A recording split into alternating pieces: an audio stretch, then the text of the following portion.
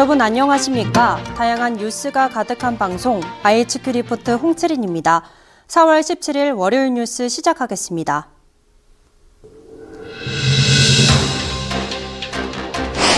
이재명 더불어민주당 대표는 최근 검찰 수사가 이뤄지고 있는 2021년 5월 전당대회 당시 돈봉투 의혹과 관련해 깊이 사과드린다며 송영길 대표의 조기 귀국을 요청했습니다.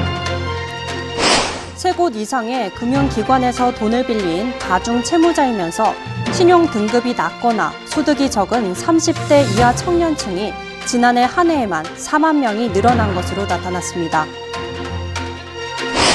올해 들어 김포도시철도에서 5일에 한 번꼴로 안전사고가 발생한 것으로 드러났습니다.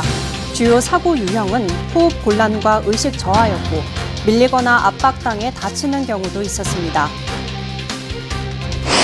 고물가의 부담이 커진 소비자들이 신선함이 중요한 채소나 과일도 저렴한 냉동식품을 구매하는 등 긴축에 나섰습니다. 이마트에 따르면 1년여간 냉동 채소 매출이 22.4% 증가했습니다. 작년 한국의 세계 수출 시장 점유율이 글로벌 금융위기가 강타한 2008년 이래 가장 낮은 수준으로 떨어졌습니다.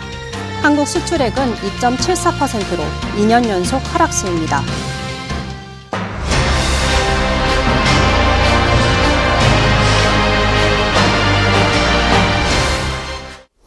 이재명 더불어민주당 대표는 최근 검찰 수사가 이뤄지고 있는 2021년 5월 전당대회 당시 돈봉투 의혹과 관련해 당 대표로서 깊이 사과드린다며 송영길 전 대표의 조기 귀국을 요청했습니다.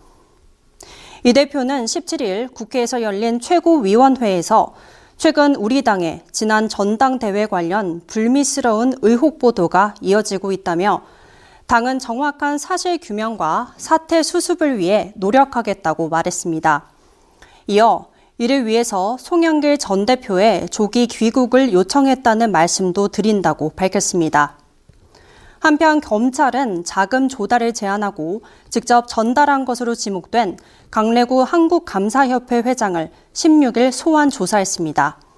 전달책으로 의혹을 받는 강화평 전 대전 동구 구의원도 소환됐습니다.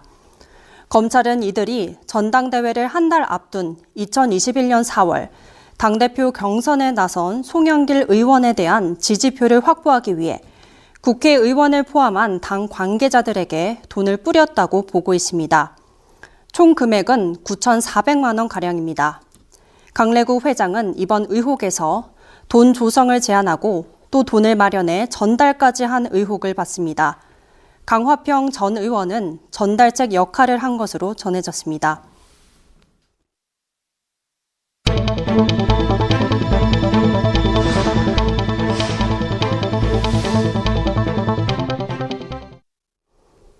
세 곳 이상의 금융기관에서 돈을 빌린 다중 채무자이면서 신용 등급이 낮거나 소득이 적은 30대 이하 청년층이 지난해 한 해에만 4만 명이 늘어난 것으로 나타났습니다.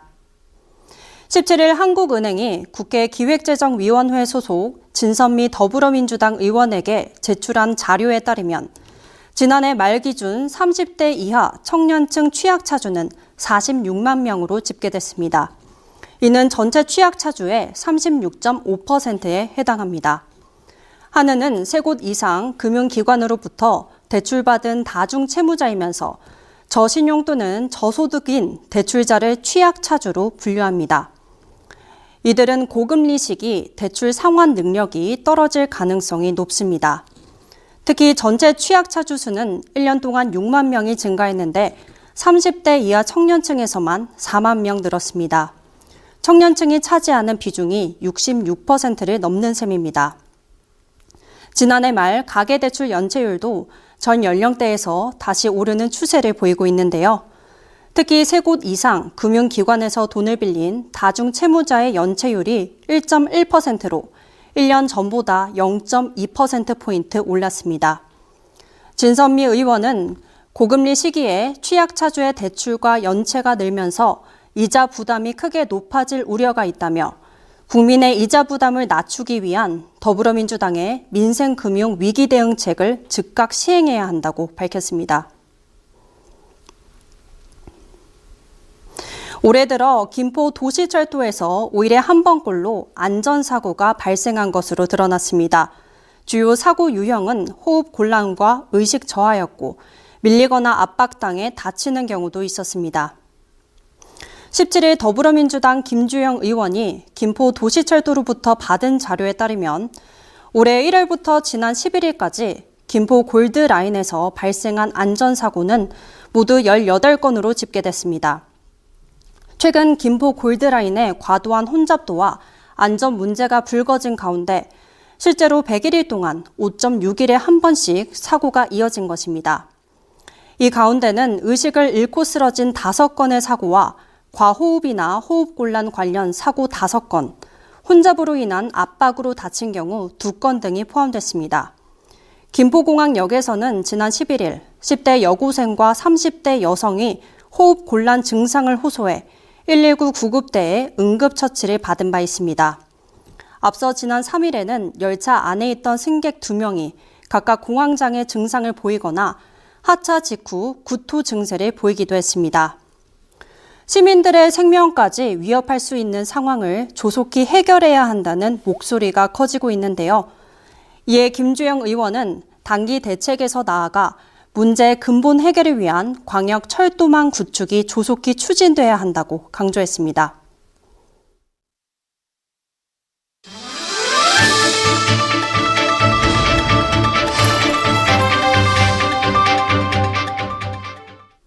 고물가의 부담이 커진 소비자들이 신선함이 중요한 채소나 과일도 저렴한 냉동식품을 구매하는 등 긴축에 나섰습니다. 이마트에 따르면 지난해 4월부터 올해 3월까지 1년여간 냉동 채소 매출이 22.4% 증가했습니다. 이는 전체 채소 매출 신장률이 2.4%였던 것에 비해 큰 폭으로 늘어난 것입니다. 물가 상승 여파로 채소 가격이 오르자 소비자들이 비교적 저렴한 냉동 상품을 선호하고 있는 것으로 풀이됩니다. 지난 3월 이후 이마트에서 팔린 생망고 매출은 30.6%나 줄었으나 냉동 망고의 경우 무려 30.7%나 급증했습니다. 블루베리도 생 블루베리 매출은 23.5% 감소했으나 냉동 블루베리는 36.7% 더 팔렸습니다.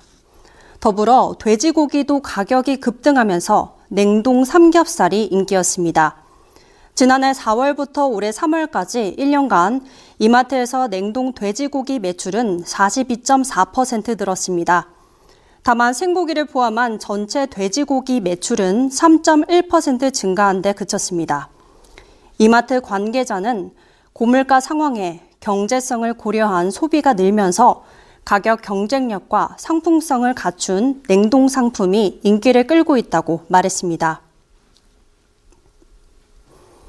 작년 한국의 세계 수출 시장 점유율이 글로벌 금융위기가 강타한 2008년 이래 가장 낮은 수준으로 떨어졌습니다.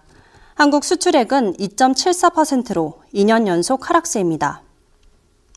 16일 세계무역기구와 한국무역협회에 따르면 지난해 전 세계 수출액은 24조 9,044억 8,900만 달러이며 이 가운데 한국의 수출액이 차지하는 비중은 2.74%로 집계됐습니다.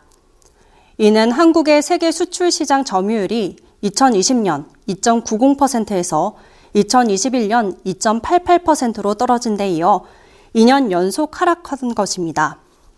무역협회에 따르면 수출 점유율이 0.1%포인트 하락할 경우 약 14만 개의 일자리 감소 효과가 나타나는데요. 특히 한국의 최대 수출 주력 품목인 반도체가 차지하는 비중은 4년 연속 20% 선을 회복하지 못하고 있습니다. 특히 올해 1월에서 3월까지의 비중이 13.6%까지 떨어진 것으로 나타났습니다. 무역 적자도 지난달까지 13개월째 이어지고 있습니다. 무역 적자 규모는 지난해 477억 8,400만 달러로 연간 기준 역대 최대를 기록했습니다.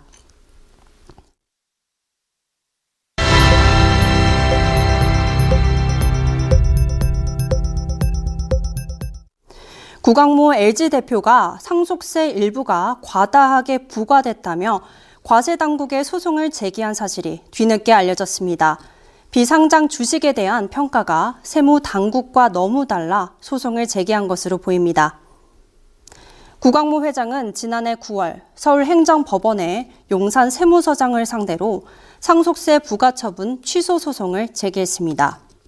어머니 김영식 씨, 여동생 구현경 LG복지재단 대표, 그리고 구현수 씨도 함께 참여했습니다. 구 회장 측은 LG CNS 지분 1.12% 가치에 대해 법적 판단을 받으려 소송을 제기한 것으로 보입니다. 구 회장 측이 소송에서 이길 경우 받는 금액은 10억 원 정도로 전체 상속세 9,900억 원에 비해 큰 금액은 아닙니다. 단 LG CNS 지분 가치 평가에 대해 구 회장 측과 세무당국이 견해차를 보였고 이를 해소하려는 차원으로 보입니다. 오늘부터 한 달 동안 남산 135 터널 혼잡 통행료 2,000원이 양방향 면제됩니다. 이번 조치는 남산 135 터널 혼잡 통행료 정책 시행 효과를 확인하기 위한 것입니다. 혼잡 통행료는 터널과 연결되는 도로의 교통 혼잡이 심해지자 이를 완화하려고 평일 오전 7시부터 오후 9시까지 남산 135 터널을 통과하는 차에 부과했습니다. 그러나 27년간 통행료가 2,000원으로 고정되다 보니 체감하는 부담이 줄었고 버스, 화물차, 전기차 등 면제 비율이 60%에 달해 징수 제도 실효성이 떨어진다는 지적이 있었습니다. 시는 혼잡 통행료 면제 기간 서울시 주요 도로의 교통량과 통행속도 변화를 분석해 6월 중 발표합니다. 이를 바탕으로 연말까지 혼잡 통행료 정책 방향을 최종적으로 결정할 예정입니다.